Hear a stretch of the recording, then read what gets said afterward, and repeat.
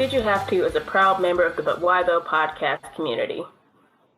Hey everyone, welcome back to another episode of Did You Have To, the podcast where we talk about the live action adaptations of your favorite animations and anime more generally. I'm Kate. And I'm Nisha. And today we have a special episode because we're reviewing giant kaiju babies. Yay! My Godzilla, favorite. King of the Monsters. That's what we're talking about today.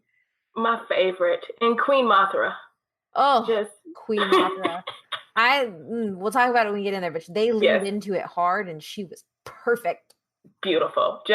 I stand a majestic monster baby queen. The words ride or die have never been more real than when Mothra was on that screen. Listen, Mothra the baddest. Mothra the baddest bitch ever. No one can ever convince me otherwise. Mothra is that bitch. Yes. In the monster world, Mothra is Beyonce. Yep. So, and Beyonce is also Godzilla in the monster world. I want y'all to know how much I love Beyonce as I drink my Beyonce mug. Because I have bad allergies and I sound terrible, so forgive me. But yes, let's talk about, first off, should we tell the audience how much you and I love kaijus? We love them a lot. A lot. It is something therapeutic about watching giant monsters wreck shit up. I don't know what it is, but it's therapeutic and I'm hyped for it every time there's a giant monster movie. Yeah, giant monsters. I think there's just something about watching giant things fight that I really like. Mm-hmm. I mean, I love mecha anime.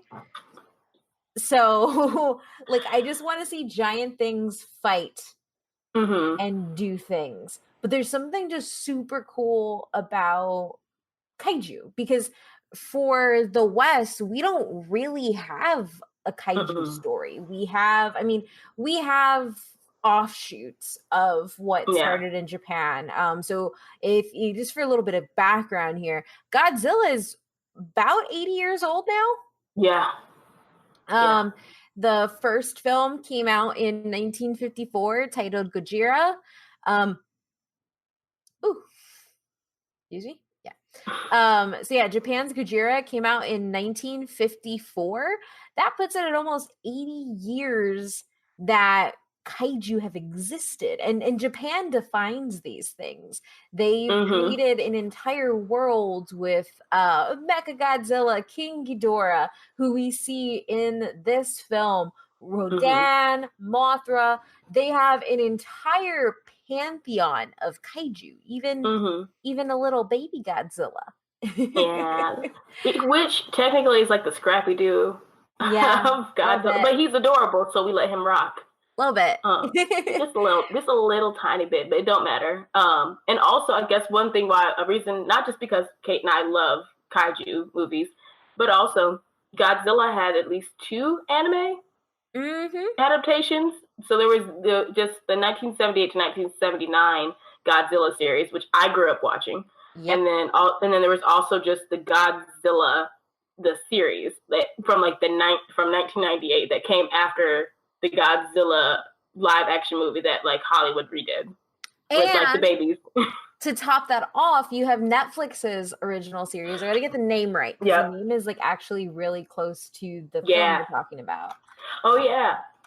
Good point. So actually 5. Yeah.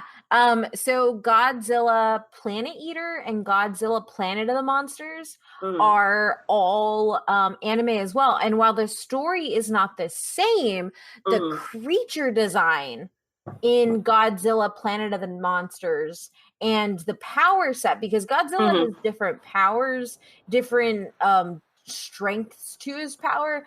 That is what we see in Godzilla King of the Monsters is very, very similar to what we see in Godzilla Planet of the Monsters. So I think it's safe to say that, obviously they have the same character, that they're connected, and they fit on this show. Exactly.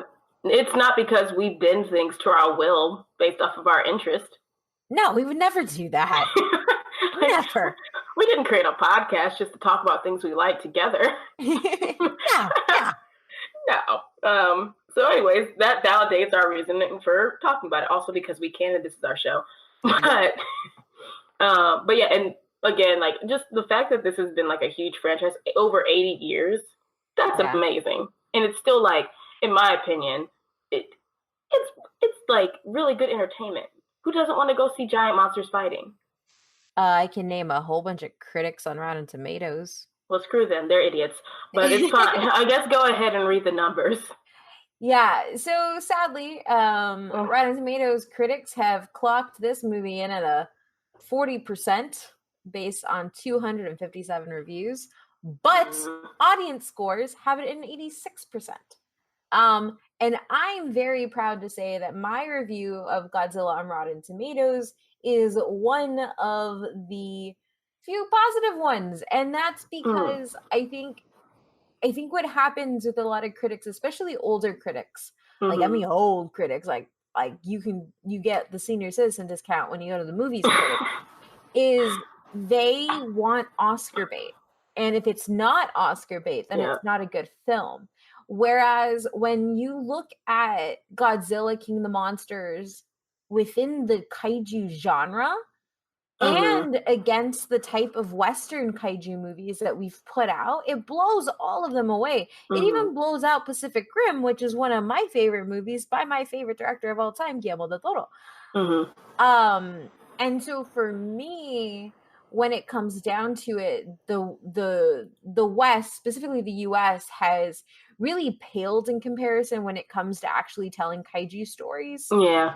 And this is the first time, I guess second time, because everybody says Kong Skull Island's really good, but I've never seen it because it's cool. It's fine. Okay. It's fine. I mean, I am partial to Godzilla, but like if you have a free afternoon and it's on TNT, which it most likely will be on TNT, go ahead and watch it. You can see Loki is in it. Yeah, I think it's actually on Netflix. Oh, well, there you go. Go watch that. And I think, because I was talking about this with Carolyn on So Here's What Happened, I believe Denai Guerrera is going to be in the sequel. Oh, nice. So if that gives you more of a reason to go watch it. But no, to your point, like when I think of American kaiju movies, they truly do pale in comparison. It's like whatever, it's always linked back to Japan. We haven't done anything original. I guess if you look at Rampage, but that's based off of a video game. But to me, that doesn't like stack up against this. Yeah, and I think that the other thing is too. So the only other ones that I could think of are Cloverfield. Yeah. But Cloverfield, it's not a kaiju movie. It's a found footage movie, and there just so happens to be a kaiju in it. Yeah. One of my favorite films that came out in 2016, Colossal. Yeah. With Anne Hathaway. Yeah. That movie is phenomenal. That's really so good. Great and good. But at the end of the day, like humans are still the big focus. It's a human story. Yeah. Pacific Rim, same thing. Yeah. And I think the only original kaiju, or what would classify as a kaiju, which kaiju, if you don't know, I want to get the proper name for this. Give me a second. Yeah. So kaiju is specifically a genre, a Japanese film that features giant monsters, usually attacking major cities and engaging with the military in battle.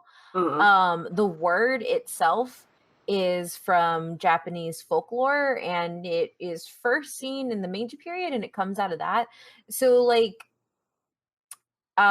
in the West, if we just find an equivalent, which would be a giant thing smashing things, there's the like 1,000-foot woman, King Kong, some iterations of like the Blob, but like the majority, like you said, all of this comes after the advent of Godzilla.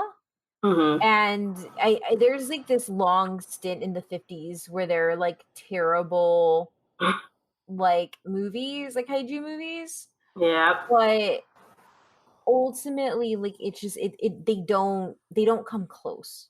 And I think a lot of that has to do with the fact that Americans don't really understand the genre, and they don't understand that the genre, as much as it is about a larger human narrative, so like a high level human narrative, nuclear testing and all that, environmentalism and all that, the humans aren't necessarily the focus, and Japanese film directors have given kaiju their own personalities and identities, that throughout the eras that Godzilla has been through in his 80 years, he's had transitions from being mindless, like force of nature, to anti-hero, to protector.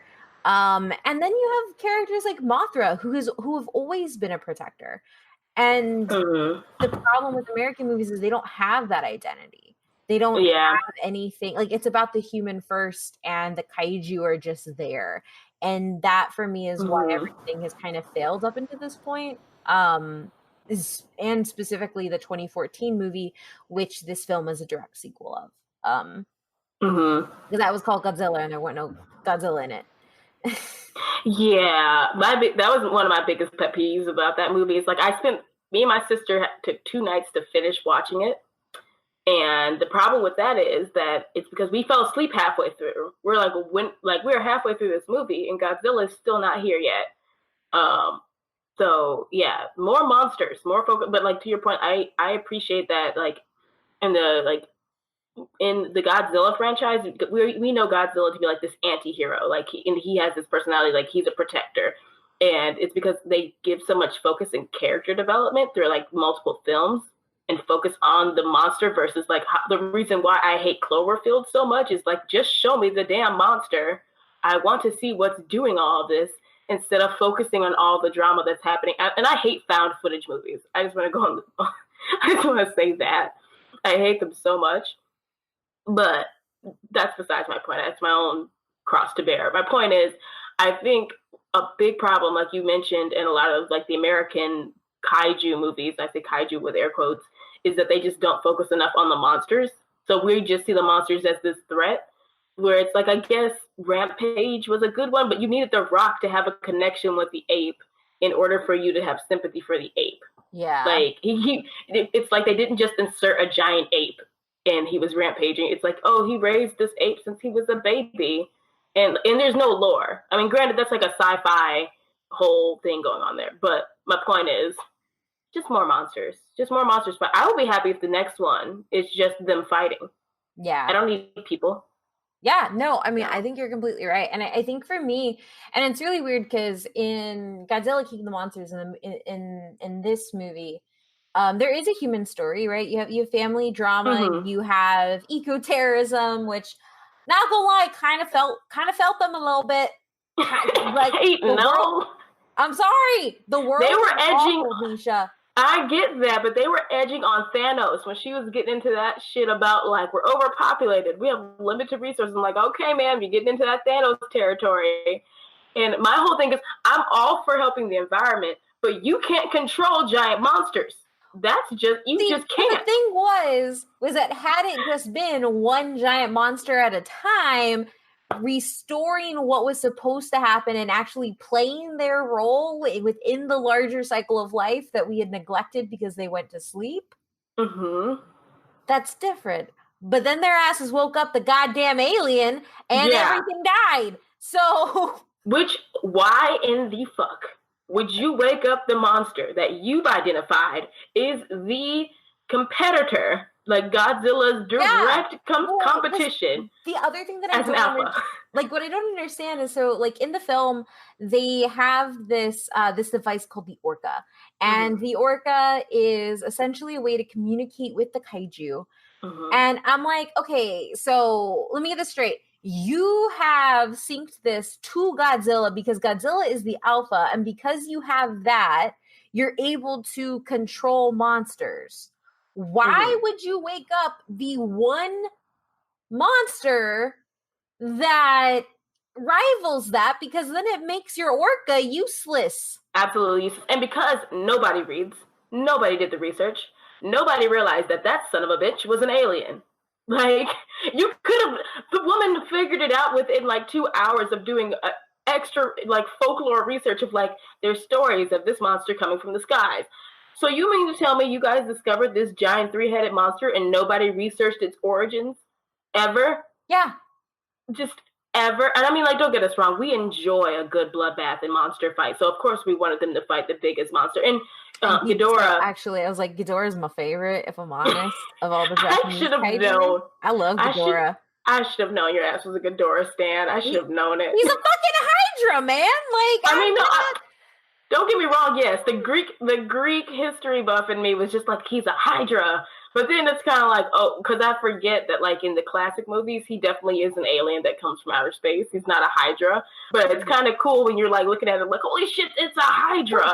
But it's super cool, right? So, like, this is one of the things that I really loved about this film. And it was, like, even as much as the family drama was there, like, that to me didn't even matter because I felt that Michael Dougherty in this script and his direction made Ziyi Zhang's character and Ken Watanabe's character the main focus. And for me, they were like the kaiju fans who kept saying, like, guys, this is actually what kaiju are. They have a story, they have a myth, and then you just have the stupid Americans being like, they're just monsters. And so, like, for me, like, I don't know if it was intended that way. I want to feel like it is because I love Michael Dougherty.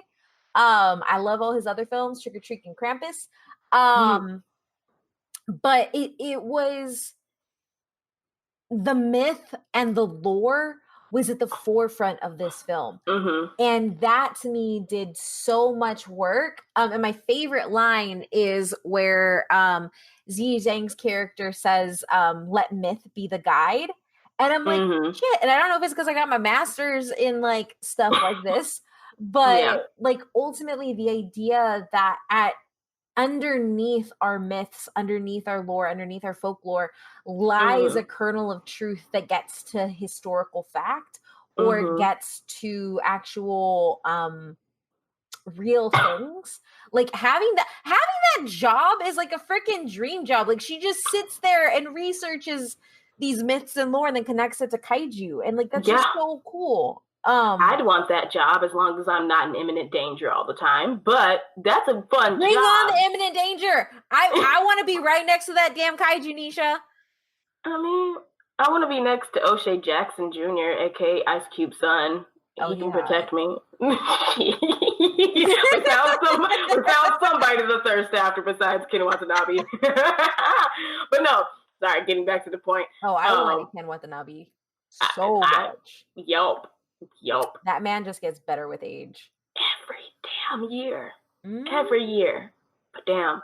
But no, so I like definitely that point you made about, like, I like that there was someone who was like, listen to the myths, listen to what we're saying.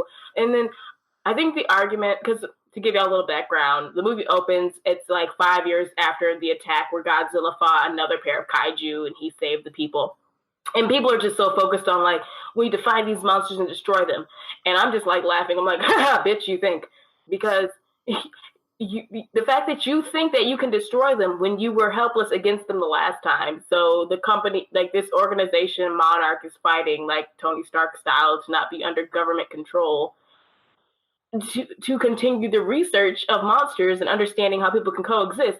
And you know what? I'm with them. Because when you have a giant monster, you have giant monsters. If we found out tomorrow that monsters like Godzilla existed, what would we do, Kate? We have no choice but to coexist. Yeah, like, it's adapt, overcome, and get it done. Like, if you don't learn how to live with these monsters, especially when your way of life is directly waking them up, like, you're going to be at a loss. And I'm completely with you. So one of my favorite parts from the trailers, like, I lost my shit when he said in the movie too, was where he was just talking about, like, these can be protectors, and like, you want to make Godzilla your pet, and Ken Watanabe's like, no, we would be his. I don't know why I gave him hell yeah. I don't know why I gave it an Inigo Montoya accent, but he was like, no, we'll be his. And I'm like, oh shit. And like, just, there's so much to love. Like, for me, Ken Watanabe's character of what's his name, Dr. Shirazawa, is everything. And this doesn't sound weird, but like, so my husband's a biologist, and so we actually hang out with a lot of conservation biologists and ecologists, so like people who actually save endangered animals and shit, and research them. And if you haven't found out by now, this is a spoiler podcast. Yep. But when Ken Watanabe dies, I wasn't mad because I thought to like all of my conservationist friends, and like if they were gonna go out, like that would be how they would want to go, like saving the creature that they have like this reverence and respect for. I mean, and in my heart, I was like, fuck, I want him in another movie. I don't want him to die. But at the same time, I thought it was beautiful character progression and giving him that moment with Godzilla and having him be the man who like makes any sort of life and fighting Ghidorah possible. It was beautiful for me, and then I saw my scientist friends in him because they would choose the same thing. Like I was gonna say like that. Matt's old conservation biologist teacher literally saved a species of birds, and he put his life in danger to do it. Like it's this. Like I know that it was a giant kaiju, it was a titan. But there was just something really human in that moment, like that, and it was just emotional, and I loved it. I mean, like, there's definitely, so when his death, I'm not gonna lie, like, on a surface level, for me, I was pissed. I'm like, here we go, motherfucking again, killing off a POC character. And maybe I was more sensitive because it had just happened after, like, an entire town in Mexico was wiped off, and I was kind of pissed off about that. Like, that's what it was. I'm like, I'm really mad. But I understand, one, it's a kaiju movie, people are gonna die. But I did, like, with his death, there was respect to it. He truly was dedicated and has a passion for he has a dedication and passion for his work, but also for these monsters. Like you said, he respects Godzilla, and like him being able to get up to him and touch him. Like, you saw the emotion in his character, like that whole thing, him being able to say goodbye to Godzilla and also save him. And then his death is also used to save pretty much all of humanity. Like, Ken Watanabe's character saves everyone. Is like, who else on that ship would do that? Oh, like, no one else. Who else on there has the type of fortitude and reverence to this creature to give their life to a titan that before this point they all wanted to kill?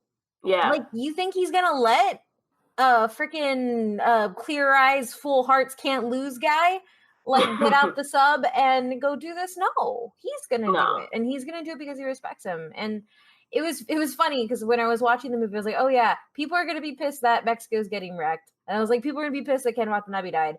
But for me, like, when you watch the show, like, Mexico isn't the only place that gets wrecked.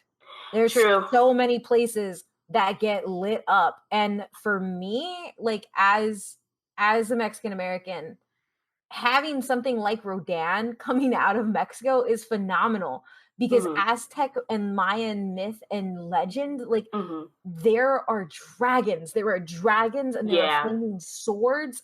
There are turtles. Like, there is so much legends built that for me, having a kaiju come out and solidify those for me, I didn't care that it was a city in Mexico getting destroyed. Like, but I also just know, like, we're all different people, we all have different positionalities.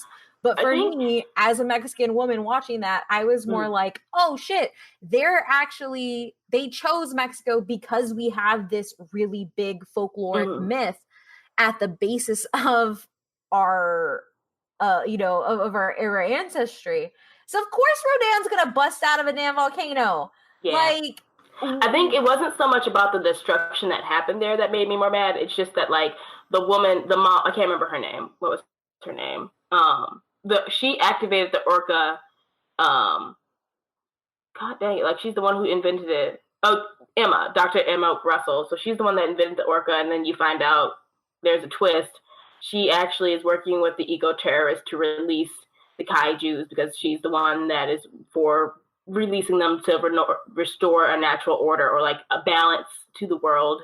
But the issue, like, my issue with that part was just that, like, you could, like, and again, I recognize plot and story, and this is a kaiju movie, and people are gonna die. So, like, I can, like, separate that from it. It was just that, like, you as like you know those what those people are going through down there. You still like release that monster. You could have given them like 5 more minutes to at least like let some of them survive. So that's what I think. That's what I was more irritated But if she by. did that, she wouldn't be a villain. I know. Like, it made her more like irredeemable, so that's well, true. yeah, and that's why she dies. Yeah, no, I didn't feel no dies pity at the end, because you can't come back from that, and the only way you can do that is to close the circle with your own death. Yeah, no, like, I was cool with that. I guess I'm also just frustrated too, because I don't have the energy to be mad at everything. And that's just me personally.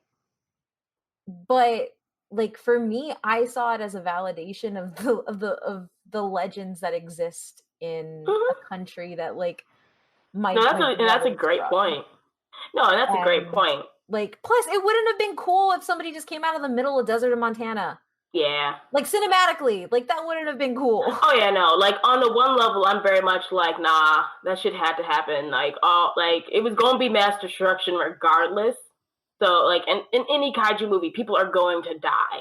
But I think I was just more irritated by how it happened. But like you said, it solidifies her as being like, I won't say cold-hearted villain, but she's definitely a villain. Yeah. Like the moment she did that, I knew she was gonna die. Oh because yeah. As much as Tywin Lannister guy was like cold-hearted and ruthless stuff, he actually wasn't calling all those shots. She was. Yeah. Like he was like the MacGuffin. He was this guy who was there and you think he's bad, but no, it's actually her who's doing all this. And even says, you came to us to do this. Yeah. You see that she's actually running all the shots. I mean, like, yeah, nobody's keeping her there. Yeah. Nobody's stopping her. So yeah. I mean, and I don't want you to, and I don't want to make you feel bad or like make you feel not valid. Like I think those are definitely valid points to have, and I think it definitely like. How do I? So like, I feel it on levels. So like on the level of being a kaiju fan, I get it. Like Ken Watanabe's death, and then also like the destruction in that Mexico City. I get it on that level as a fan. I think on another level, I think I'm more upset about it because damn it, I wanted Ken Watanabe to be in more of these movies. But then also, I respect the fact that his death is used to say it wasn't a useless death. Yeah. It wasn't done without purpose. Like Shape of Water lady getting stomped into the ice. Yeah. Sally Hawkins, that's her name. It wasn't her just getting a nice little picture on the console. That's right, that did happen. And that's kind of like, that's where I felt like, damn. Like at least Ken goes out like as a hero, but she literally died. She saves somebody and dies from being crushed. Yeah. So yeah, I can respect that his death means something, and it's not because I think it's a sacrificial death, but it's done because he loves that monster. He loves Godzilla and he respects him. But it's also done because like he realizes it has to be done in order to save the world. Because otherwise Godzilla was going to have to rest for 10 years maybe until he was strong enough to fight Ghidorah. And then on the other, have you seen pictures of Ken Watanabe on the red carpet? That man loves his role. Oh yeah, no, he happy. He living his best life. I'm just jealous. I'm just mad because I want like 3 more Godzilla movies, and I wanted Ken Watanabe to just leave the helm of them all. I definitely get that. Yeah, I know. I definitely get that. But that's just me being selfish. Yeah, no, I definitely get that. My one thing, because for me, it was just one of those things where I'm kind of like, I think this film also, because it's a kaiju movie and there's a lot of destruction, it's also one of those things where we're getting to the point, because we are getting more diverse films. Yeah. That like this main cast is extremely diverse. Very. Extremely diverse. Great job. So it's one of those things where, I mean, like you have a Black woman leading the entire like unit of Monarch. I got 2 Black people and we didn't die. Like, and so like and that's the thing, like as we do start seeing this needle move and we do start seeing representation, granted I would have liked a Latino in there that wasn't running on the ground, because that doesn't exist, but I mean we already don't exist in movies and we're only 3% even though we're 18% of the population, but whatever. Yep. But as we get more diverse movies and people die in movies, like that's always been a thing. What happens to destruction. I do think that we need to look closer at what's happening and say, okay, is this person dying for a trope? Is that what it's being done for? Or are they just a character who happens to be a character of color dying? Like what is happening here? And I think that what this movie does is it falls into that latter category. They're not doing it for tropiness, which in a kaiju movie is like, damn, like they're actually doing it to have an impact. And I could tell you right now, I would not have felt any sort of emotion if anybody but Ken Watanabe had died. So I feel that. It's one of those things like I worry because, but I also understand, right? Because it's like we barely get any characters, and when we get characters, they die. Like I totally get that, or their tropes. But as we move, like if an entire cast of a film is diverse like this, like that obviously wasn't the point that they were going for. Oh yeah, no, and that helps huge. And then like I just want to add, like I appreciate your comment about like what was the bird? I can't remember the bird. Rodan. Like the freaking firebird. I appreciate like hearing your like whole excitement about that, because that adds a whole nother layer to it, because like that is leading like into like the folklore that you can connect to it and that you can be excited about. And then I think it's just like dope, because I didn't think about it at all, but I appreciate you sharing that. So yeah, no, you didn't make me feel bad at all for my comments with the sound. I think I'm just more like in my feelings because like, God damn it. Like I didn't like how it happened because it's her, but then like when I, like again, it's levels for me. On a kaiju fan level, I know why it had to happen and I'm fine with it. Oh yeah. On another level, I'm kind of just like, more representation. Yeah, no, I totally get it. The cool thing that I do like that it sets up is that, you know, Ji Zhang's going to be, her character is going to be leading this now. Like she's going to be in charge. Oh, I'm excited for her. I'm super excited for her. I'm just like, yes, take over all of Monarch, be the Nick Fury of the kaiju. I can't think of like a better, Amanda Waller. Let's give her Amanda Waller of the kaiju world. Oh God, that's awesome. I'm good, and I hope like all this cast, like all the surviving cast members, come back. Yeah, which actually a lot of the main cast did survive. Yeah, most of like the soldiers. The guy who, I don't even know his name. It was a Latin last name. That's all I know. Corporal Martinez. Yeah, he got injured, but he's still alive. So like I think that it's really good there. And I mean, man, I think like shifting to how cool were these monster fight scenes? Yo. When Ghidorah's head got ripped off and it grew back, I was just like, holy shit. Like this is the kind of effects I've wanted. And then but the other fights, like Godzilla, like I appreciate Godzilla's character design on so many levels, because he's a giant dinosaur sea monster, but he has like regular arms, so he's not like a T-Rex who can't fight. For y'all who can't see us, I like did the little T-Rex arms thing, but it's just like Godzilla is literally throwing blows and being able to fight and has opposable thumbs and can like knock Ghidorah out, and then just like the biting and the ripping off heads. It just it's so good. And our girl Mothra though, like just stabbing Rodan in the chest. Long may she reign. Like she like, I'm cute, but I fight. Yes, it was so good. And like there was just so much that happened that was just it was a beautiful film. It was a beautiful film. And I think it was a beautiful film for kaiju fans, because like we got actual fighting. Also, I think there are 2 scenes in this movie or 3 scenes in this movie that I think are my favorites. Let's hear it. Mothra emerging from the waterfall. It's beautiful. Ghidorah calling down the fucking lightning. Yes. Like, holy shit. That thing being able to control the storms. Controlling a hurricane. It can bring a hurricane. Yeah. Like, Ghidorah is a beast. And a huge threat, because like he can fly, damn it. He can fly. Oh my God. I also appreciated how like the 3 heads were arguing. Oh, I loved that. Like it gave it like this nice it made it like Cerberus and the Hydra. Yes. Even more so. And 2, it gave Ghidorah a character. Like the middle one is in charge, the right one listens, and the left one is just kind of like distracted. Yep. Oh God, I loved it. Which like, and I do really appreciate that they leaned into the alien aspect. They're like, oh, this is a false god. He came from the stars. And I'm like, oh shit, that's so cool. You did it. Yeah.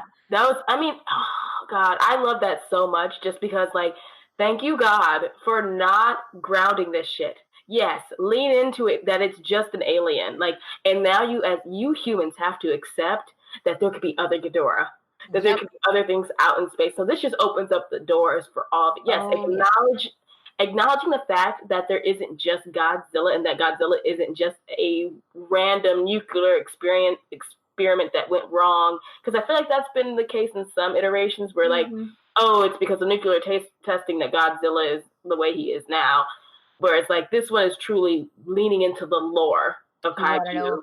Yeah, and you want to know what's funny? That is an Americanized version of Godzilla. Oh, but he's an experiment? Yeah. Sounds about right. The Japanese version, it's actually from the bombing of Hiroshima. Yeah. And it's based around the it's bikini, the Bikini Bottom, kind of like there's this little area off the coast that nuclear drift essentially affected the water, and fishermen ended up getting radiation burns, and it was the first fatality of nuclear testing. And so that's why he emerges from the water, but it also has to do with Japan's history of being subjected to nuclear radiation and violence. And essentially Godzilla comes out because of that. And then in other iterations, it is because he's protecting Japan from that. So yeah, there's even a Godzilla movie where they go back to World War II. Godzilla time travels back to World War II. It's so weird. But yeah, so like it's super cool. But yes, I know, but I do completely agree. Like he had a lore and he had an identity. He wasn't just, oh, he's this thing. Yeah, exactly. Sorry, I interrupted you though because I went down a rabbit hole of standing for giant monsters. What was your other? As you should. My other one is the final image when we know that Godzilla has beaten Ghidorah, when he has Ghidorah's head in his mouth and he fucking lets go of his atomic breath and disintegrates the head. Like, it was so good. It's because it's the head fake of like, oh shit, Ghidorah's still alive. Because you don't see Godzilla. At first you just see the head moving around and you realize, oh no, Godzilla is like eating and burning this thing simultaneously. Oh, that was the best. So good. What were yours? God. Oh God, there's so many. Okay, so Mothra, just like all scenes with Mothra, but specifically when we learned like Mothra like comes in, Mothra comes in. And basically, this is when they're like, I guess, what's the word? They're establishing her lore as the queen of the monsters.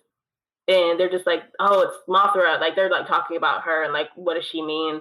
And then like they acknowledge that her and Godzilla have like a symbiotic relationship, which I ship them. Don't get at me. It's adorable. I've seen fan art. Ship. I love that little wedding picture that you shared. Yes, it's so cute. And it's because this is kaiju. She could lay eggs and he could fertilize them. And I don't care what they come out as. But the point is that they have a symbiotic relationship and they respect one another. And he protects her and she protects him. It's adorable. Relationship goals. But the point is, and she's small and dainty and he's huge and tall. So it's very on brand. That's for your me. Brand. It's so on brand. A tiny little monster queen. I expect you to post, I am a Mothra looking for my Godzilla. Damn it. My throat is already sore, Kate. I didn't need that, but I'll post that. I will, and I'll quote you. Kate says, oh, I love that. But yeah, so that, and then furthermore, talking about her, when she flies in, you see she's not just there to be pretty and dainty and like angelic, but that she's a fighter. Like the fight with Rodan, I did not see that stinger coming from anywhere. So like the fact that she took out Rodan, and she didn't take him out because he shows back up at the end. that was still pretty badass because Mothra's a moth and Rodan is a firebird. If anything, we all thought that Rodan was going to eat her, but Mothra came through. Sorry, last Mothra standing part. When she sacrifices herself to heal God, I'm assuming she healed him. That's what that was about. Yeah, so she sacrifices herself to heal Godzilla because she knows. And I just want to know, you created a device that can essentially communicate with the kaiju, or at least like on some level communicate with them. I want the next step to be do something where we can kind of like talk with the kaiju. I just kind of want that where they can talk with Godzilla because he's intelligent. I know he is. There's never been a talking Godzilla, at least the iterations I've seen. But I know that's going too far. I know it's. If there's been a talking Godzilla, please add us. I need to know. Please do. I mean, I assume maybe the 1970s cartoon, possibly, but I just feel like these monsters are hella intelligent and sentient beings. They're not just wild animals. So yeah, I'm done standing by Mothra. The other scenes, Godzilla coming in super juiced up off of Ken Watanabe's bomb. Dude, like, he fucking ran in like a god, like... He's like, I'm ready to fight you now. He's just like, because this is round 3. This is round 3. Like, first round. And he got his ass handed to him the other 2 times. The other 2. And he kept coming back. The fact that Godzilla is the kind of fighter where he like, I don't back down. He just keeps coming back. So, like, that was, like, really badass. And just, like, that whole fight, the climax of their fight, my favorite. I guess besides that, there was one more. I think it was a people one. Nah, I'm tired of the people. I think I thought it was probably one with Ice Cube's son in it. If I'm being but no, I think truthfully the scenes with the people I enjoyed. I just want to say their actual names. Ken Watanabe's character, Shirazawa, but also, like we said, the other characters, what's her name? Dr. Chen, them basically being kaiju nerds, like them. It's the fact that they're like the really, them and also Vivian, the other doctor that died, the one who got smashed by ice. But basically, they truly understand the importance of these animals, not to the extent of trying to controlling them like Emma was. Like she went too far, whereas they're like, we have to respect these animals and we have to understand and study them so we can coexist. We have no choice but to become their pets. And I'm like, yeah, because you guys are thinking with common sense. And I think that was the beauty of this, right? Like when you have, like one of my favorite scenes as well, it's in the myth scene where Dr. Chen is kind of unpacking it for Clear Eyes, Full Heart, Can't Lose Man. And that's all I know him for, and I'm not going to learn his name. I'm sorry. I get him confused with the dad from A Million Little Things. Yeah. Oh, yeah. I can never remember which one is which, so never put them in the movie together, please. I really liked that she unpacked dragon lore. Where he was like, yeah, so we need to kill it. She was like, in the West, but if you look over here, where we also have our own dragon lore, the East sees dragons as something that you coexist with, you learn from, and all that stuff. And I was like, this is amazing, and this is exactly why kaiju movies have not worked in the West. Yeah, because we assign a threat to everything. Don't get me wrong. I feel like her telling him that, like, really I'm hoping you really took that to heart, because it probably took him 3 interactions with Godzilla to finally realize we have to fight on his side. Like it took you 48 hours, sir, to finally get with the program. But her saying that meant something, because and I say we loosely, but Americans assign threats to things that they feel they can't control. Yeah. So I could only imagine if kaiju really existed and how that would play out in today's world with current politics going on, just because it ain't gonna be pretty. But the fact is that, like, other cultures would respect the lore from their culture and apply it. where it's like, yeah, if a dragon really existed, I'm going to respect the hell out of it. Yeah. And I'm just going to be subservient. It's a dragon. I'll be his pet. Yeah. I'm not dying. But I also think like one of the really cool things, like to your point, is like if you look at Kong, right? Like Americans respect Kong. They respect the thing as they're trying to control it, right? Because it has reverence. And then the moment that they realize that they can't, that's when it becomes the threat. Yeah. Like when you think of Kong, like they take him, they bring him back, they think they have it in control, and Kong's like, fuck you. And Jurassic Park, another great example. Yes, Americans will try to make money off of the kaiju, off of the dinosaurs that they brought back to life that they claim they can control. But the second that, oh, what a surprise, we can't control giant monsters that can kill us, whoever would have thought? But you're right, because like they vilify Kong as the villain.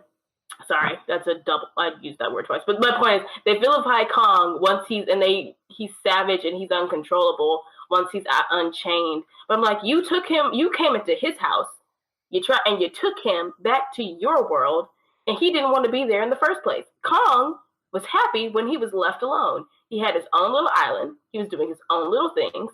Leave him alone. And that's as simple as that. Like, leave these damn things alone and get out their way. And just watch the monster fight like the rest of us would. I mean, like I would. I'm going to get in a bunker and watch the fight. Yes. I'm going to be in the plane with everybody talking about, guys, look at my pictures that I drew of these kaiju. Let me tell you about all the things that they could be. That's me. I'm worried about you, because if we ever do get to this place, I know you definitely will find yourself on a plane, and I'm going to be in a bunker, and I'm just going to we're going to be doing a podcast, and Kate's going to be, I'm concerned. I need you to say I'm sorry, Rodan just did a barrel roll through all of our entire... Damn it, that was the other scene.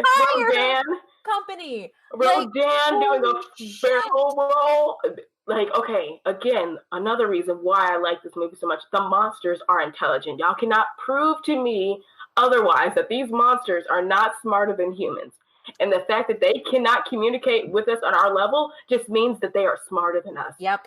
Oh yeah. And so like the barrel roll is awesome, but I actually think my favorite Rodan scene is where he flaps his wings down and like crushes like 4 fucking planes in between them. Yeah. And then when the guy ejects himself into his mouth, I was like, oh no. Yeah. Like, oh no. You should have done a dive, man. You should have done a dive. Yeah. Oh, you're just like I like how the scale of power was shown in this movie. Like how like you see Rodan coming out of a damn volcano, like erupting, and then just like with a few flaps of his wings, he has leveled an entire city, probably cities, he's flattened them. But then also he's smart enough to like do a damn barrel roll to kill the things around him. He doesn't have to kill them, but he kills them because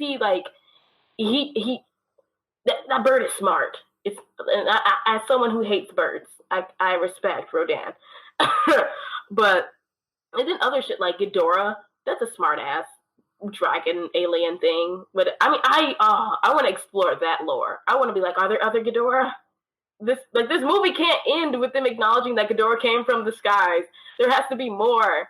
Oh, but man, okay, I've gushed enough. Okay, so I guess let's move on to was there anything you didn't like? No. No. I mean, like, to be critical, because I didn't give this movie a 10 out of 10. I think I gave it like an 8. I think I gave it an 8 when I reviewed it for the website and on Rotten Tomatoes. The pacing is a little weird.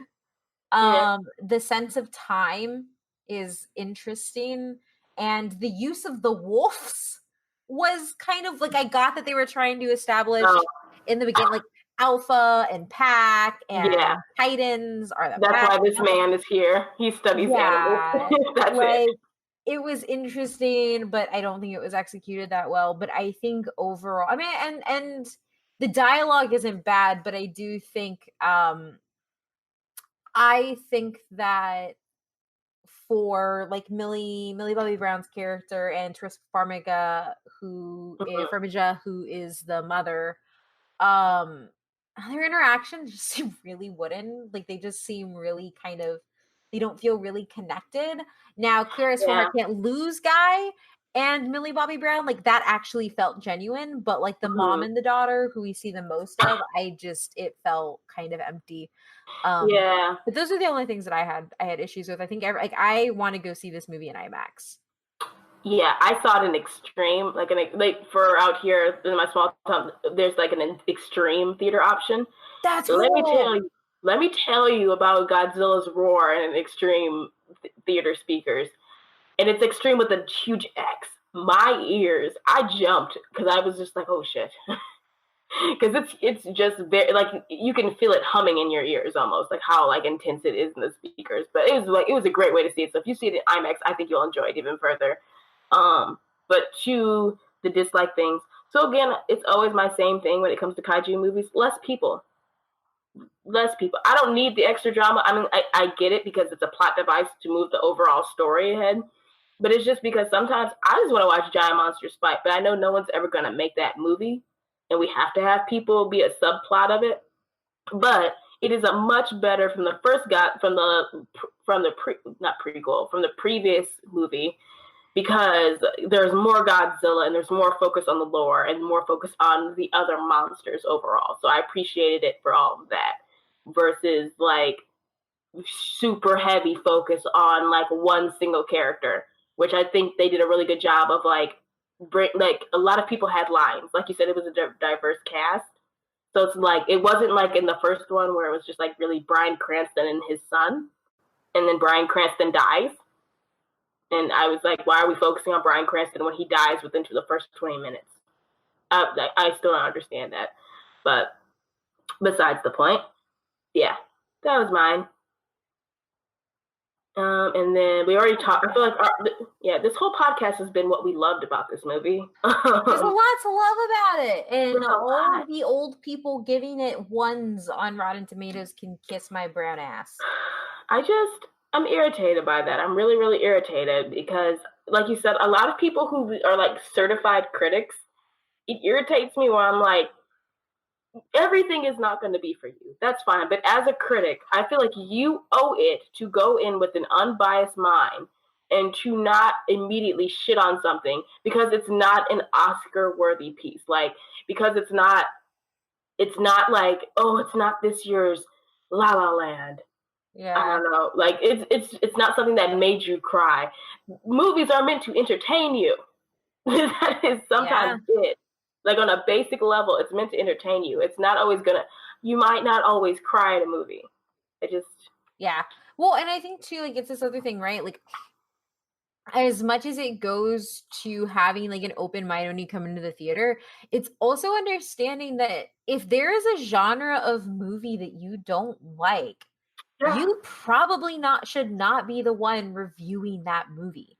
Like, there were reviews for John Wick this was too violent and I couldn't watch it because guns. And I'm just like, what did you think you were gonna get? What, and Mom? With this one in the trailer, it's music sequenced to Godzilla and Ghidorah hitting each other. Like, it's essentially like Ghidorah striking at Godzilla in the Godzilla King of Monsters trailer is the new Henry Cavill loads his arms. It is. Like, oh, I like that. Yes. yes. Good one. But no, and that's a great point because why, like, it's like those parents who run those, like, super, I'm not getting into politics here, but like the super right wing, and then they just like, my children will not go see the Avengers because, I don't know, whatever reason. It's not, I don't know. The people who like put strict restrictions on movies for their kids. Yeah. Be like, they threw a punch and they're superheroes and superheroes shouldn't be violent because they're role models for children. I'm like, yes. Have you ever seen an Avenger movie before? Do you know what they do? They avenge, bitch. Punches are going to get thrown and other things. My point is, it's like you said, if you already don't like something, and it's like, I think Lizzo, she's a musical artist for y'all who don't know, there was a comment she made, if you can't play an instrument, you shouldn't be a critic for music. That's not the same thing. You can be a critic for music and not know how to play an instrument or write a song, but you can still critique it. Not being a fan of a franchise and going in to write and critique it, you can't do, because you're already going in with a bias of not liking it. And specifically not being a fan, but like already not liking it. Yes, that's the already not liking it, because I do think that there is value to reviews when somebody hasn't seen any of it, and like Matt my husband going to go see Alita. He was like, I have no idea who the hell this is, but I'm going to see this. And then he saw it and he was like, oh yeah, I totally tell you to spend your money on it. Like, that's a totally valid point. But I don't want to hear from you, Snyder Cut, release the Snyder Cut people, how much you hate Avengers Endgame. Like, I don't care. And you're already assigning and projecting these feelings because you are against this thing and you want it to fail. Exactly. Like, if you think all action movies are like, if you don't like genre film and you just want to watch the art house and the Oscar bait, which is fine, just do that, because that is what you like, and let genre film be good.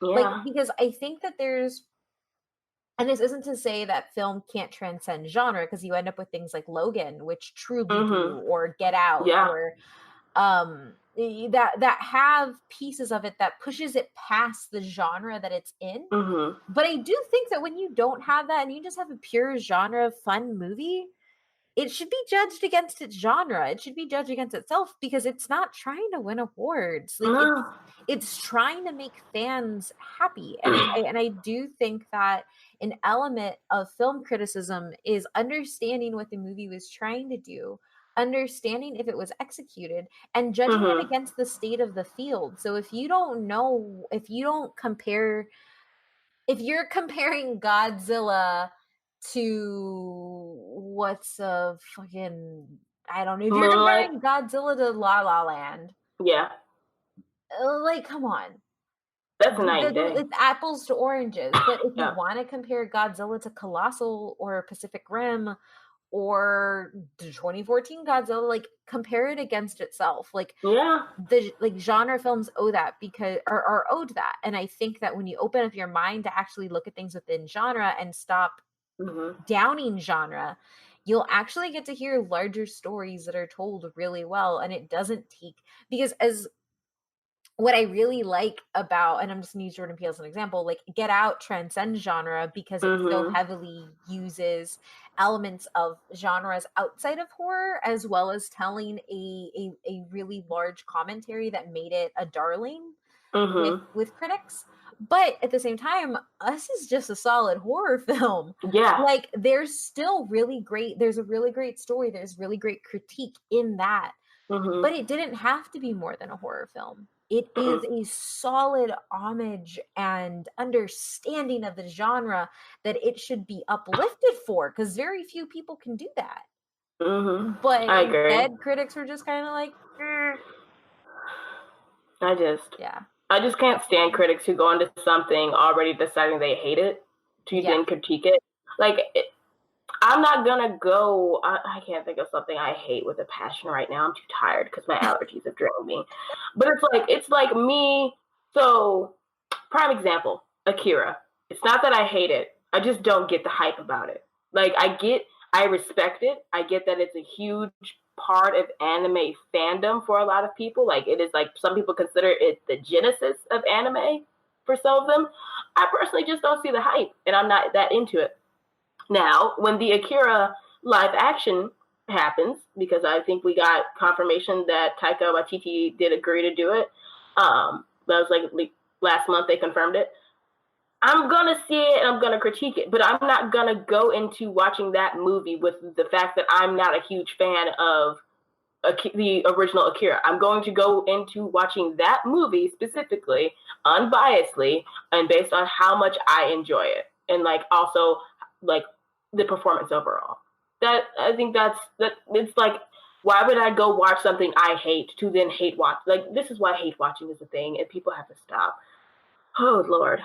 Anyway. And even if you don't stop hate watching, just know that, like, if you're going in there wanting to hate it, you're probably shouldn't be writing something about it. Yeah. Because you're not giving it a fair shake. Like, you're not, like, I tell this to the writers a lot. I'm like, you can want to hate something before it comes out, but when it comes out and you sit in that theater seat, you have to critique it on its own merit. And I did it for Curse La Llorona. Like, I hate that movie. But when I wrote my review, I started out by saying, like, I hate it because it does this, and this with my culture. But then I went into, like, but even outside of the cultural pieces, the movie relies on cheap jump scares. La Llorona looks exactly like every other, practical effects monster that we've seen in James Wan produced films. And I map out the movie for what it is and why why it doesn't hold merit. And I think that a lot of people don't do that. They just say, oh, I don't like this. Yeah, I'm sure if we had just, like, pulled one of the Rotten Tomato, like, the low-scoring ones, it's probably like, it's just too much focus on giant monsters fighting. I don't understand why. Like, and I felt like, and it's probably like, I felt like there should have been more attention on the people in that drama, and it's blah, blah, blah, blah, blah. I'm like, that's not the point of this movie. Yep. You hit the nail right on the fucking head. That is what everybody's saying. I hate people so much. Anywho, oh God, before I lose my voice further, did they have to? Yes! Roar! That's yes and Godzilla roar. I can't do, my voice is too gone to screech like Mothra, like I'd like to. Yeah, it's playing in my head. I know, it's so cute. I want it as a ringtone. I do too. It's a little adorable. She come and save her man. Oh God. Oh God. Okay. I do think everybody should go see this, and I think you should go see it on the biggest screen possible. It's great. With the loudest speakers, as long as you're comfortable with, a random roar probably freaking you out if you weren't prepared for it. But yes, go watch this movie. Have a good time. It's fun. I enjoyed it. Oh yeah. And with that, where can they find us, Kate? You can find the podcast at DYHT_pod on Twitter. And you can find all of our episodes wherever you're listening to us. Rate, review, and subscribe to us on iTunes. It helps us out. And you can find me at OhMyMythReindeer on Twitter. And you can find me on Twitter also at LA_NEY_SHA. And with that, will I, a Mothra, ever find my Godzilla in this 2019 world? Will my voice come back by the next time we record? Probably not. Damn, I need one. I need one more. Will critics ever stop reviewing movies that they already hate? Thank you, Kate. Yes. Find out next time on another episode of Did You Have To? Bye. Bye.